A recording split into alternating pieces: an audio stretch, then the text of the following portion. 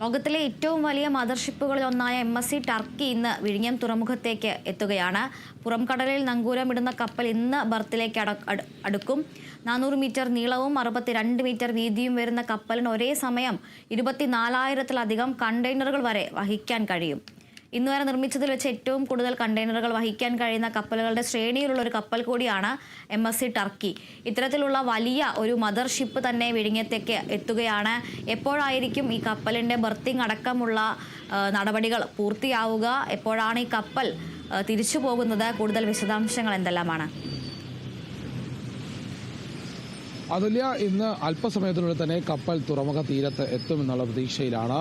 ഈ ലോകത്തിലെ ഏറ്റവും വലിയ മദർഷിപ്പുകളിൽ ഒന്നായ MSC ടർക്കിയാണ് വിഴിഞ്ഞ തുറമുഖത്ത് എത്തുന്നത്. ഇതിനുശേഷം തീരത്തെത്തിയതിനു ശേഷം ബർത്തിങ് നടക്കും. ഏതായാലും 400 മീറ്റർ വീതിയും നീളവും 62 മീറ്റർ വീതിയുമുള്ള കപ്പലാണ്.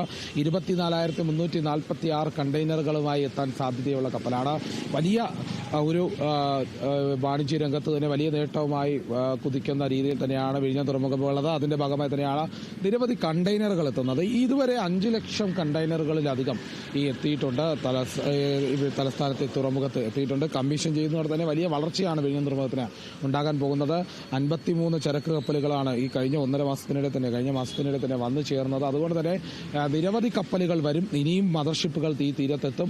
അതിന്റെ ഒരു ശുഭസൂചനയായി തന്നെയാണ് ഇന്ന് ഈ MSC ടർക്കി എത്തുന്നത്. ഏതായാലും കണ്ടെയ്നറുകൾ ഇറക്കിയ ശേഷമായിരിക്കും ഈ കപ്പൽ മടങ്ങിപ്പോകുന്നത്. തിങ്കളാഴ്ചയോടെ എത്തുമെന്നാണ് അറിയിച്ചിരുന്നത്. എന്നാൽ ഇപ്പോൾ അതിനുശേഷമാണ് കപ്പൽ ഇന്ന് തീരത്തേക്ക് എത്തുന്നത്. അതില്ല.